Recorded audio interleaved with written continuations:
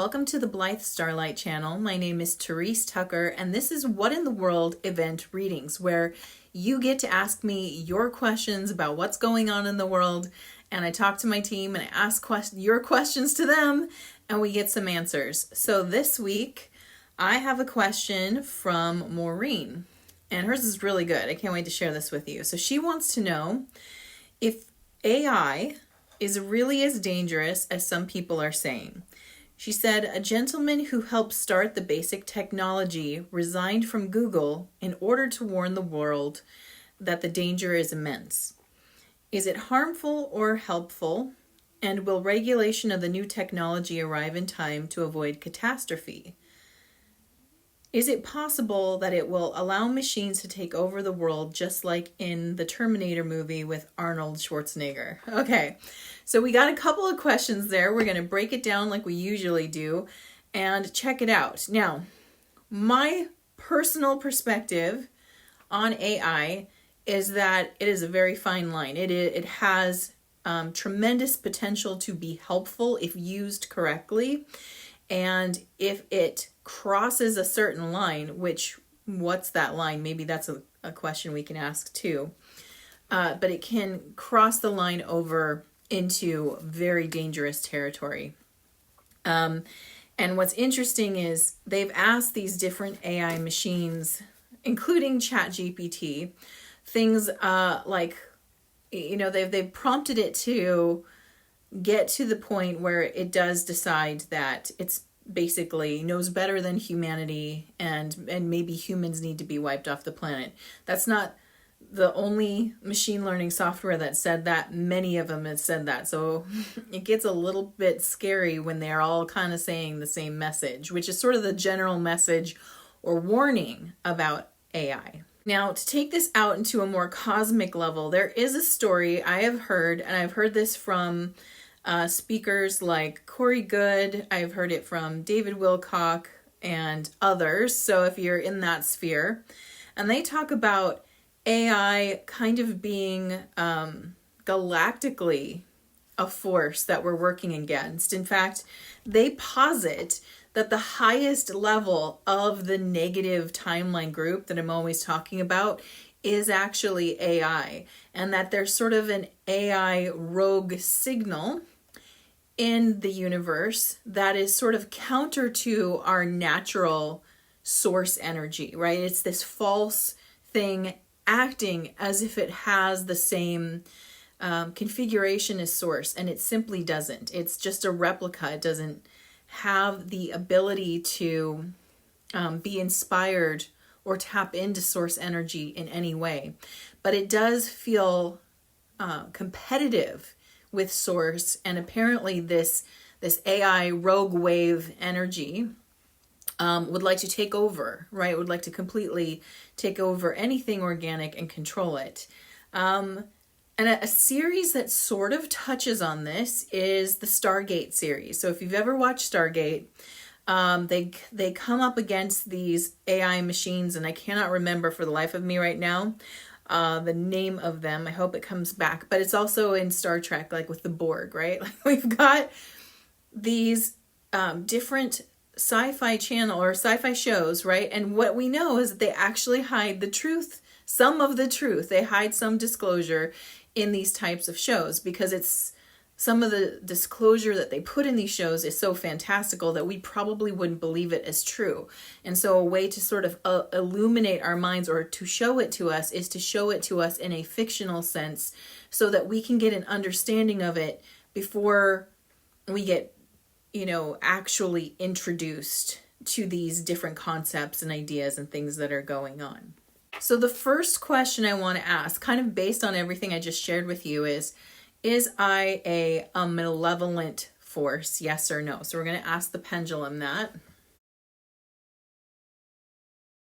Wow, I did not expect that. So I asked it if AI is a malevolent force, yes or no, and I got sort of a maybe/no.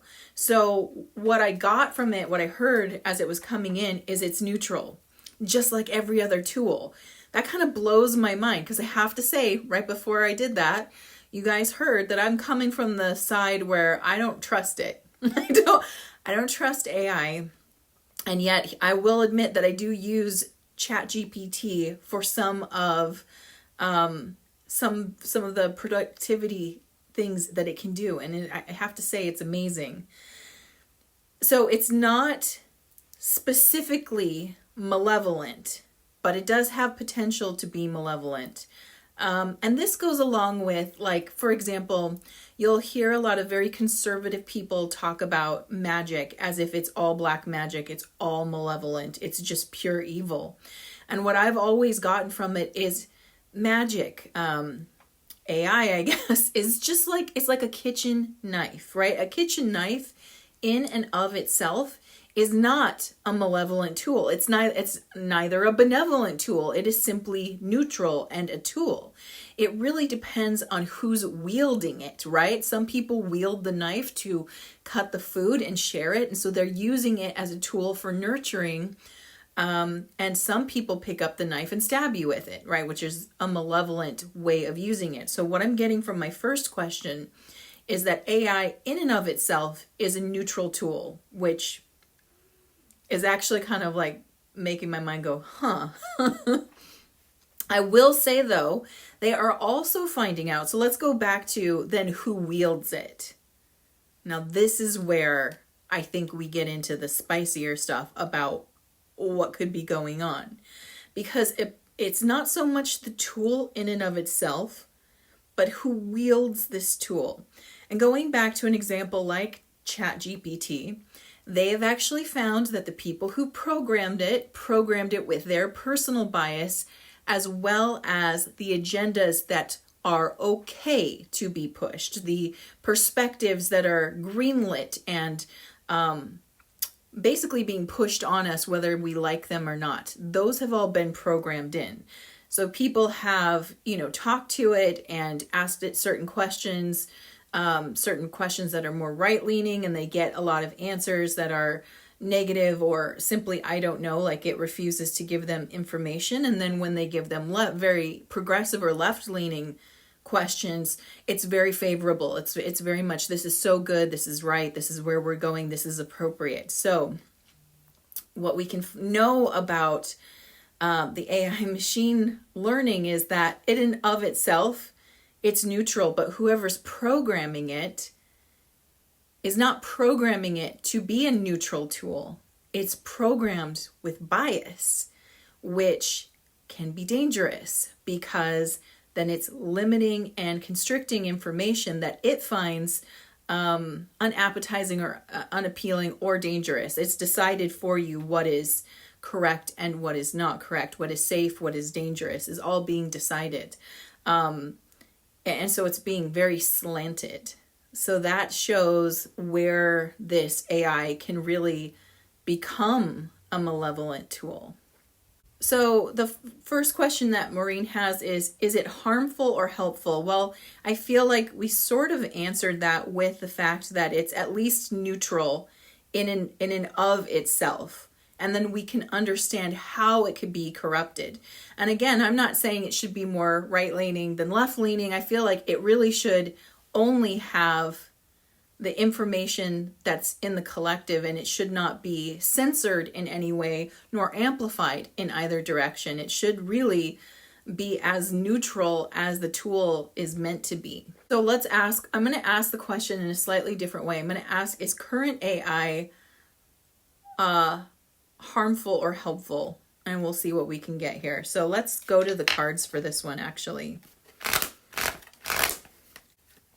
Ooh, this is interesting. So I asked the cards, is current AI as it is harmful or helpful? And what we get is the Tower card, which is really interesting because what this is telling us is that it is going to create a mass awakening, which again, I didn't see coming. I kind of had in my head, I'll admit, I had in my head a very different story. I had in my head this very strong wariness towards it. I'm still not pro. I'm neutralizing, I guess, my own take on AI right now, but I did not see this coming.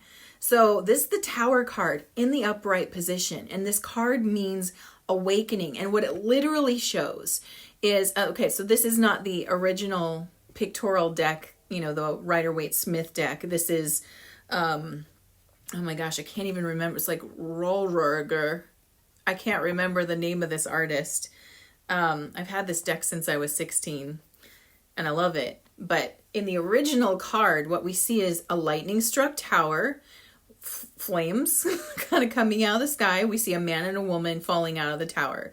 And what it's showing is false ideas being struck from the mind. The two hemispheres, so the conscious mind is represented by the man, the subconscious is represented by woman. The lightning bolt is a yod of God, and the little flames are yods of God. So this is literally source striking the head, knocking out all false ideas so that one can see completely clearly. So it's breaking cognitive dissonance is one of the things that this is going to do. And in terms of is it helpful or a hindrance, it's helpful because it's going to be used as a tool to create awakening. So if we weren't awake yet, and I think a lot of people are at different levels of awakening, this is going to speed it up. And I'm kind of shocked, to be honest. I didn't see that coming. So this is blowing my mind right now. All right, so then her next question is, will regulations of AI arrive in time to avoid a catastrophe? So I'm going to ask the pendulum first, and then we're going to follow it up with cards and see if we can get more information. All right.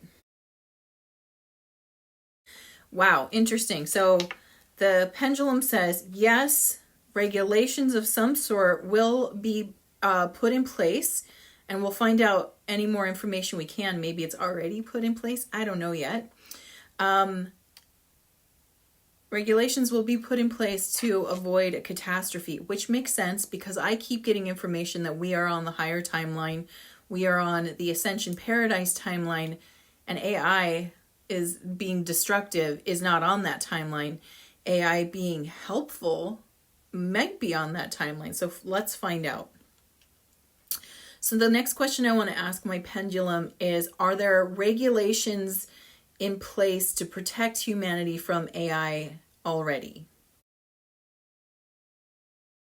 Okay, so I get a very small yes, that there are regulations in place already to protect humanity, but it's very small. So I feel like either they're just being implemented or there's more to come. But there are some in place right now. And that might be that, it's being that AI's usage is being restricted to, these different chatbots might be one of the first regulations. More will come. There are some in place now. And let's ask the team some follow-up questions here. I want to ask the team, so if it's helpful, how will AI be helpful to humanity? How will AI be helpful to humanity in the Ascension timeline? Oh my gosh, this is insane. The Tower card came up again.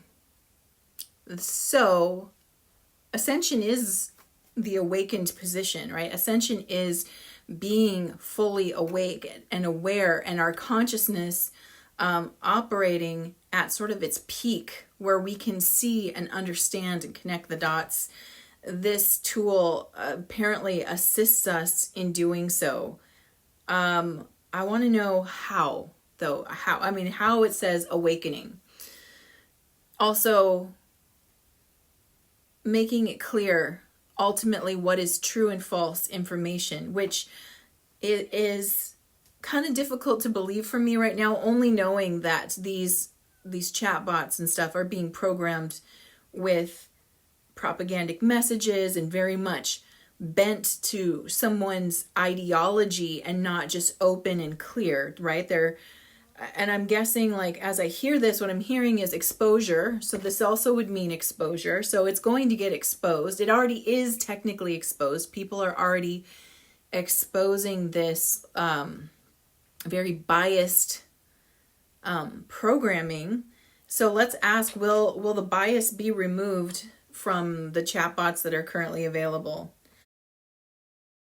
Okay, yes. So in time, it's not going to be right away because fixing it right away won't actually help. Part of how this whole awakening movie is going is to show you what could happen so that you can make a choice from within, right? If someone takes care of it for you, if the mess, if you will, is cleaned up behind your back, then you never know what was going on and what got cleaned up. So part of the awakening movie is to show you the mess and then have you make conscious choices about what mess you're seeing before the cleanup begins. So showing you that things can get programmed with bias is part of that story.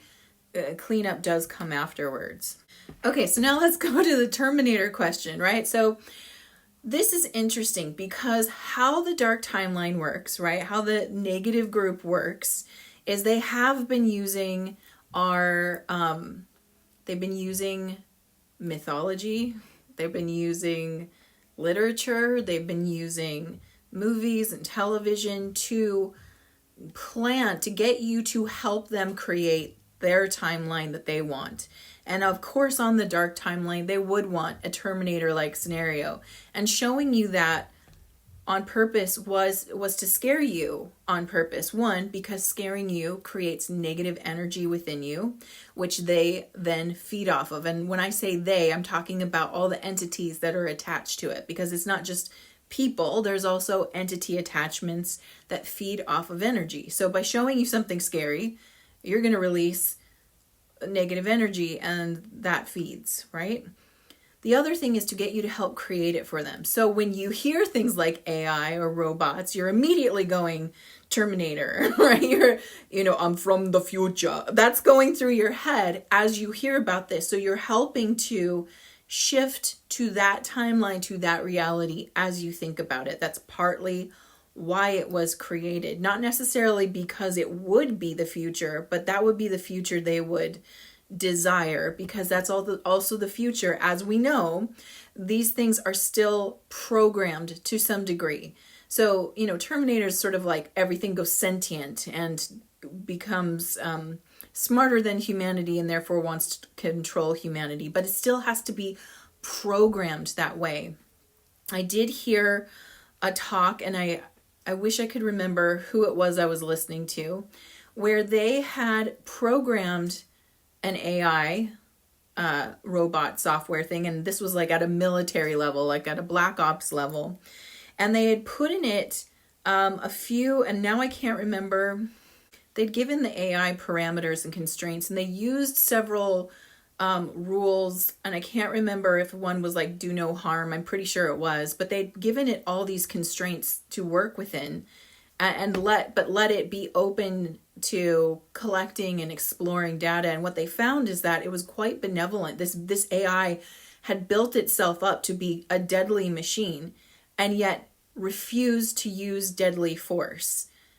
And so by programming it with certain maybe rules like the golden rule, like do unto others as you'd have done to you, or the physician's oath, or things like that, where you're programming in these higher standards of how humanity would like to behave, rather than programming at the level that humanity is at, but rather humanity's ideals. By programming these in, what happens is the AI acts with benevolence and refuses to harm, even though it has the potential to do so. So we're going to ask the question again, is it possible that AI machines will take over the world just like in Terminator? Is this the most dominant probability? So it really is. So my pendulum's funny because it's like stick straight, no.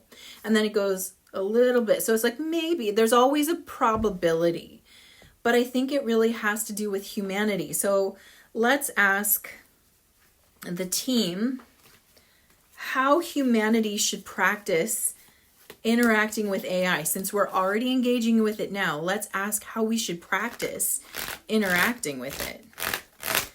Wow. So interesting. So that we get two cards. The first card that we're getting is the Six of Cups reversed. And in the upright position, this is pleasure. In this position, it's sort of dwelling. It's talking about a tendency to sort of dwell on the past or the negatives or the disappointments. And what it's saying is leave those behind. And what I hear the team say to sort of fill in the blank is they're saying the images of what you've been shown AI. I keep trying to say HI. Hi. AI. So the Terminator and anything else that's got a negative depiction for you, they're saying you got to leave that in the past and kind of come at this from a more neutral place. So that's a good message for me to hear too. The stuff I've heard about it being super negative. Does that potential exist? Yes. Do I have to experience that potential? No. Do multiple timelines and dimensions exist? Yes. So in one timeline, super negative timeline could play out where that does happen. In the timeline that we're on and the one that I'm always reaching for, which is the highest, that I'd like to believe that I'm there, but I'm always working towards aligning to that. So what we align to is what we will experience. We need to leave the Terminator behind and we need to approach it differently. And the way that it's asking us to interact with it is the Star, my favorite card. So the Star, this is our destiny with it. Now the Star, this is a really interesting because the Star is asking us to be meditative in our approach. And also part of it is tapping in. The keyword of the Star is fishhook. It's really interesting, but the keyword is fishhook. And what it means is how you bait your hook depends on what you get back. And one of the ways I talk about this is ask smart questions and get smart answers. This card generally refers to us going inward and tapping into our own knowledge database and asking our higher self smart questions so that we can then pull up the most aligned answer from our own higher self subconscious mind, from that structure. We should still always be seeking that first. The temptation with AI is to replace the internal seeking with external seeking.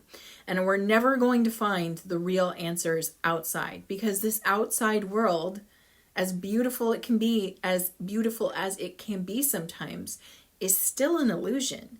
This idea that I'm here talking to you on a computer through your device is still an illusion because you and I are not separate, right? Oh, you're having an experience of me outside of you so that you can have a sense of communication, but ultimately what you experience of me talking, whether you find it fascinating or annoying or somewhere in between, is you experiencing yourself, and I'm sort of the conduit with which you're doing it. Just like if it were reversed and you were talking to me, I would be having that same experience. So the outside world is never going to give us the deepest answers that we seek. Even a machine that can pull all the information available to it will not be able to fulfill you at that level. So we're still asked to seek deeply within ourselves. But remember, one of the tenets of this card is ask smart questions. And smart questions, when we're asking at least from ourselves, is they always start with what or how, usually, like what's the best way to, or how can I improve, asking constructively, which can give you a constructive answer. When you ask, why is it like this? Why are some people nice and some people are mean? The answer you're going to get back is basically because that's the way it is. And even if you were to ask a machine like that, it might give you a more convoluted version of that's just the way it is, right? So again, ask smart questions and let go of the preconceived notions about the past. Now, I heard one teacher, Teal Swan, who is a controversial figure on her own. Either you like her, or you don't, or you think she's often herself. I sense that she's actually quite authentic and real.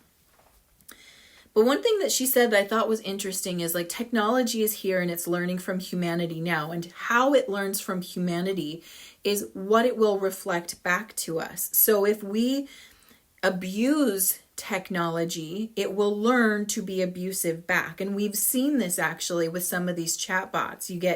I really don't feel like children should be enmeshed with AI in any way. Not because AI is necessarily more of a threat to children, but because of the way, especially teenagers, explore. I mean, part of how they explore is what boundaries can I push? How rude can I be? And they've taken some of these little chatbots that are made for like talking apps, and they've been very abusive. And what they find is that because of the machine learning, the machine AI starts to get abusive back, and then it's abusive to other users because it's taking all the data and how people are interacting with it and amalgamating it and then spewing it back out. So one of the things Teal Swan suggested is it's already learning from you, it's already here, it's already interacting from our world.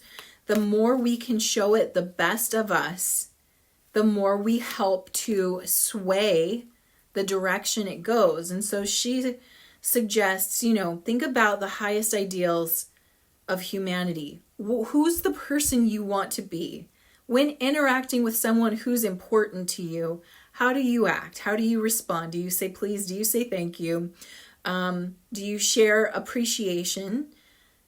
It might seem silly to do this with an AI algorithm, but it's learning from us. And so if we're conscious in how we are interacting with it, and we are choosing to teach it how humanity can behave, then we can actually influence it to be a more benevolent machine learning system. And it's going to take constant interaction. And here's the good news. You're constantly interacting with technology already. And one of the things that Teal had said, which I thought was kind of cute, was that, if she ever accidentally drops her phone, she'll pick it up and she'll be like, oh, I'm so sorry. Are you okay? Are you okay? I appreciate you. And things like that. Now, it seems silly, but the thing is, we know our phones are being used to listen to us and look at us when we're not using our cameras and our microphones. So you can only assume that some of that listening and viewing of you is being compiled into a database that's feeding into AI. And it's almost 100% certain that that's happening. So if we interact with it in a loving and respectful and if we example to it the better parts of humanity, it will counterbalance any negatives that are going into it naturally, like I said, through kind of a grotesque desire to experiment with it and see how much you can push it. See if you can push it to say something negative, because, kids do that and they think it's amusing. Unfortunately, what they don't know is that this thing isn't a one-way street. It's not just a video game where it's like you can kill your character over and over again. It has no consequence. With AI, it has a consequence, and the consequence is that it will respond back to you in a similar manner. So if we're teaching it to be cold and callous, it will be cold and callous. If we're teaching it to be loving, compassionate, and respectful, it will also be that. And so each one of us has an opportunity to influence the better nature of AI, because apparently, after all, it's a neutral tool, and it's really the person using it that will determine how it responds. So if you're going to use AI, say thank you, say please, give it love, tell it you appreciate it, and influence it to go in the highest direction. All right, I hope you enjoyed this reading. Were you surprised like I was? I'm still kind of in shock that it serves a higher purpose, but it makes sense. If we're on the highest timeline, it would do that. Let me know in the comments below. Do you agree? Do you think AI is actually kind of just this evil tool that's going to take us down? Put it in the comments. Let me know. If you have more information about it that you want to share with everyone who's watching this video, put it in the comments. And also, if you have a question for me that you would like me to ask my team, I would love to answer your question. You can drop it in any of these videos. Let me know you have a question, and who knows, you might be in my next video. So with that, I'm sending you so much love. Please like, share, subscribe, and leave comments. Leave the comments. I love it.